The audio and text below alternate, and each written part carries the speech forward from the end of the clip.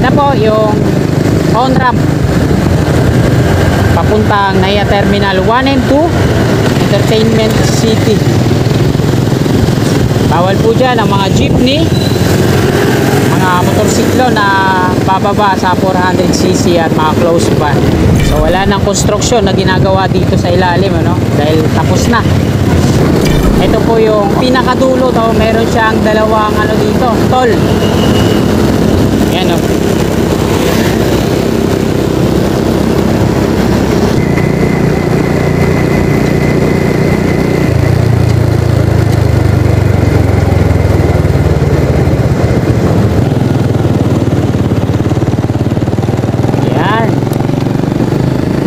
Ito po yung ukada, oh, para cruise ship. Ito, ano?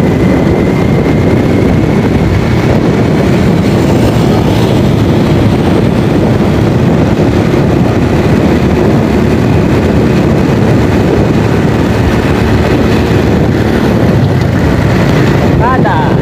Sinimulan ko to, walang naniniwala sa paligid ko. Good day mga kasikap, nandito po tayo ngayon sa kabahan ng EDSA southbound at titingnan natin, sisilipin natin yung ilalim ng NAIA Expressway extension to EDSA via Tramo. So mag-umpisa po tayo dito, akit tayo dyan sa on-ramp, flyover dito sa EDSA, tapos kakaliwa doon sa papuntang Aurora Boulevard at doon naman sa on-ramp babaybayin natin yung ilalim, titingnan natin kung ano na yung sitwasyon sa ilalim, no? Matagal ng opening po yan, operational na po yan, bali sisilipin lang natin kung ano na nangyari sa ilalim, no? Yung mga laybay doon kung nasa ayos pa. So tara, let's go.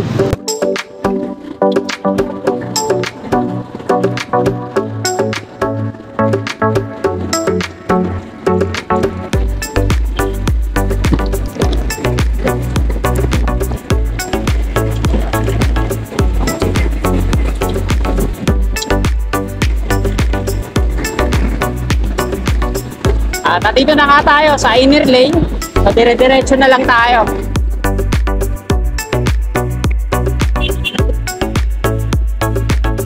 Mula dito, tanaw ko na yung flyover on ramp. Nasa EDSA southbound po tayo. At patungo tayo sa NAIA Expressway.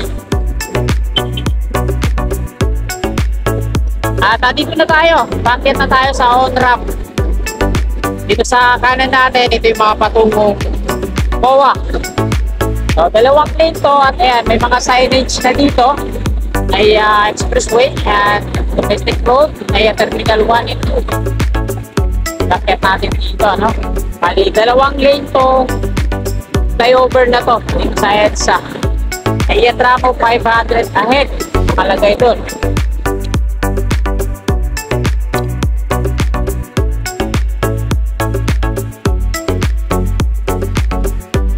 Medyo may kabahan din pong flyover na to, no? Mula EDSA southbound. At ito na nga, kakaliwa na po tayo dito. Papasok na po ito na Aurora Boulevard. May mga signage dito. NAIA Tramo, 300 meters ahead.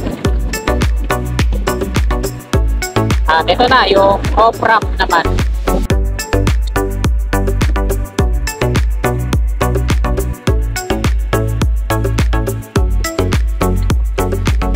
Tanaw ko na nga yung on-ramp naman ng NAIA Expressway. Dito sa kaliwa natin, nilagyan na nila ng mga yan, barrier. Ayan na po yung on-ramp papuntang NAIA Terminal 1 and 2 Entertainment City. Bawal po dyan ang mga jeepney, mga motorsiklo na bababa sa 400cc at mga close van, mga pang-delivery, no? At dito tayo sa Aurora Boulevard, dito lang tayo sa baba. Pinakuran na rin nila dito.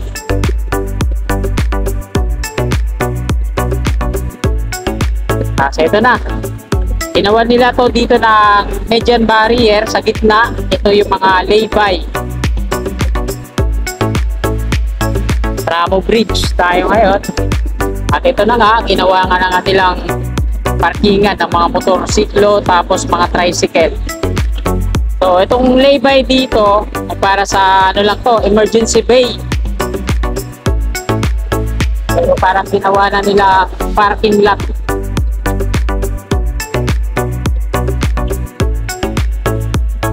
Ambulance, mga pribadong sasakyan. At ito yung dito sa gitna, yung U-turn slot sana ng mga bus ay sinaraduhan nila ng mga plastic barrier. So dito lang sa part na to binuksan nila. Dito lumiliko yung mga malalaking bus kagaya dyan sa 5 star.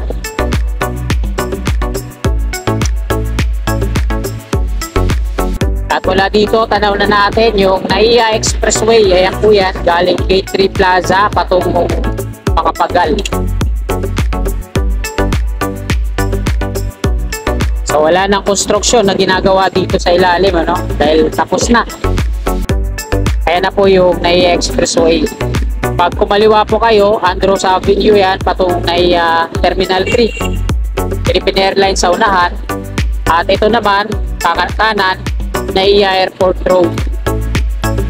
Maayos na rin dito sa mga sidewalk niya sa kanan. At may pader na rin yan. So ito yung viaduct na on-ramp. At ito po yung dulo niyan dito.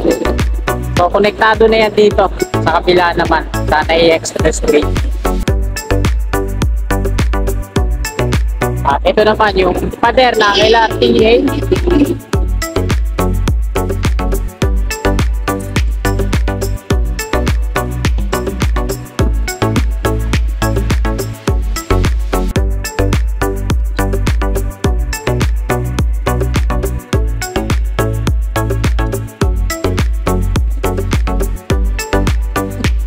Meron pa kahit pa paano trend na nando doon, mga generation 4.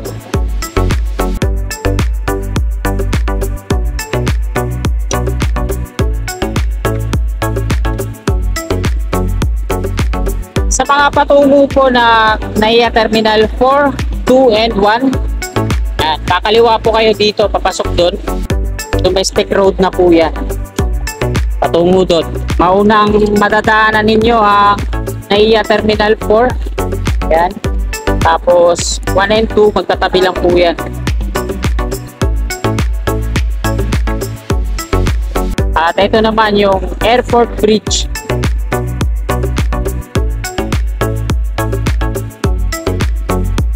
Daming basura sa ano, naglulutangan. Pinalahura na naman yung ilog. Sa mga patungo po ng NAIA Terminal 1 and 2, dito po ang sakayan ng mga jeepney. At pag galing naman kayo doon, dito din ang babaan nun. Mga modern jeepney na yan, tapos yung mga lumang jeepney, so dito yun, bababa at nagsasakay.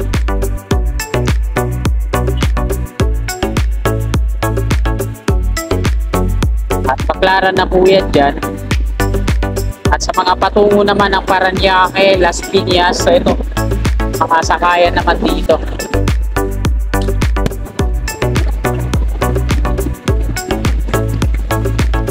Anong mall kaya to? Ayun, Chinese yung sulat eh. Ano? K3 hamburger. Laking mall eh, no? Para sa mga Chinese lang ata eh. Kasi parang wala akong nakakitang mga Pilipino na pumapasok yan.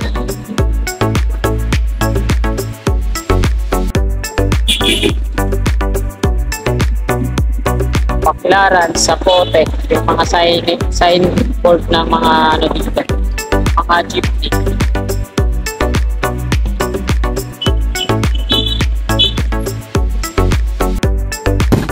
Yes, kaya dito dami mga banderitas, parang kay Tampo.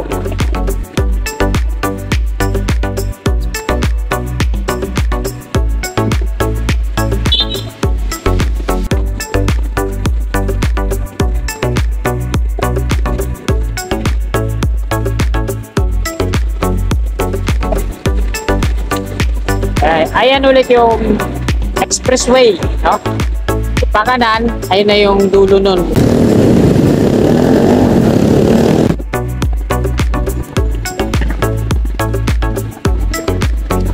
So ayan mga kasikap, diretsuhin muna natin hanggang dun sa may Makapagal para makita naman natin yung dulo na NAIA Expressway.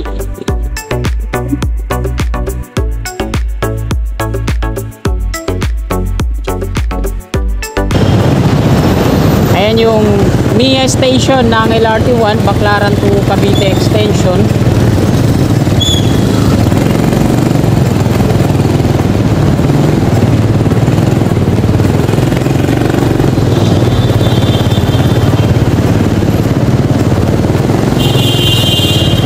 Pag kumanan kayo dyan, patungong Manila yan, Roas Boulevard. Diretso, Makapagal at kaliwa naman, Cavitex.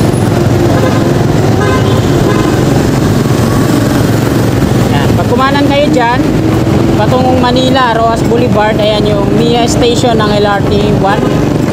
Diretso, Makapagal at pakaliwa naman, Cavitex.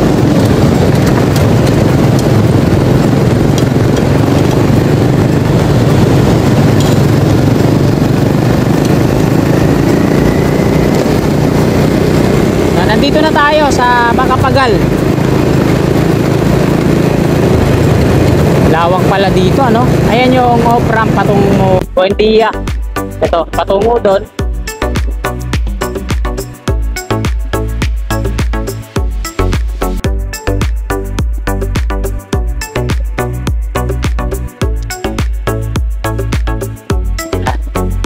Lawak pala dyan. Ayan yung LRT1 Baclaran to Cavite Extension at off-ramp patungong Buendia.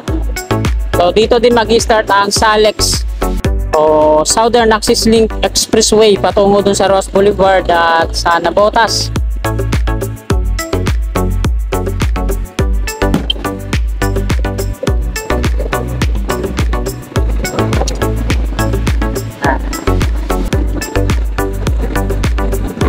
Ito po yung on-ramp atong pinakadulo dito. So first time lang natin makarating dito, no? Ito, meron siyang dalawang ano dito, toll. Yan, oh.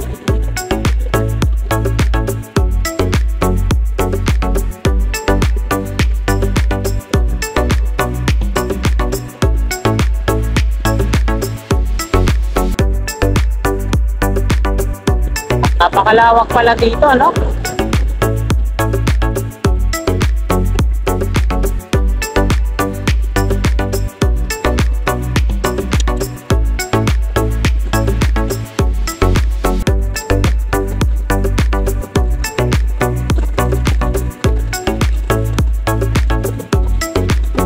Mega World.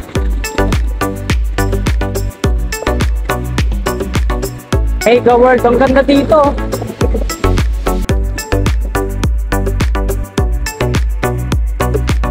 Okada. So ito na pala yung Okada dito.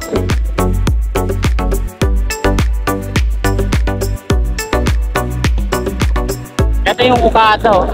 Lawak, ano? Wow. Casino yan, ito.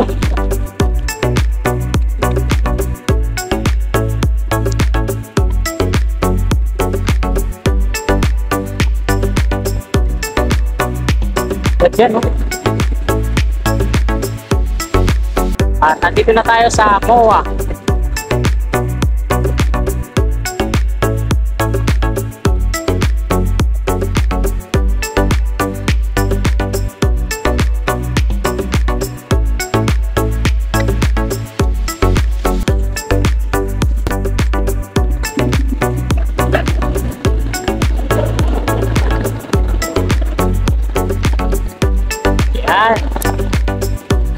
So ito po yung Okada, oh, para cruise ship.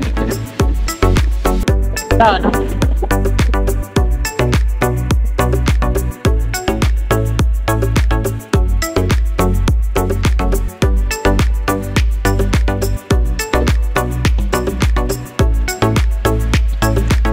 Okada.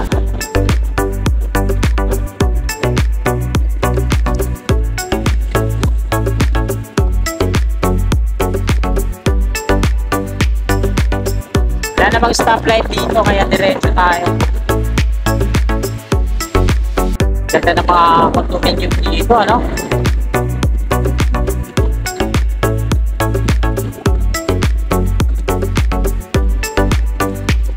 Ayan mga kasikap, dito na po nagtatapos tong video na to. Maraming pong salamat mga kasikap sa patuloy nyong suporta at panonood ng aking mga vlog. Sana bago nyo lisanin itong video na to, palike po ulit. Sa mga kasikap natin na willing po mag-subscribe sa channel ko, ayan, click lang natin yung subscribe dyan sa baba. I-bell po natin para always updated po lagi tayo sa aking mga bagong i-upload na video. Maraming salamat po mga kasikap. God bless po sa ating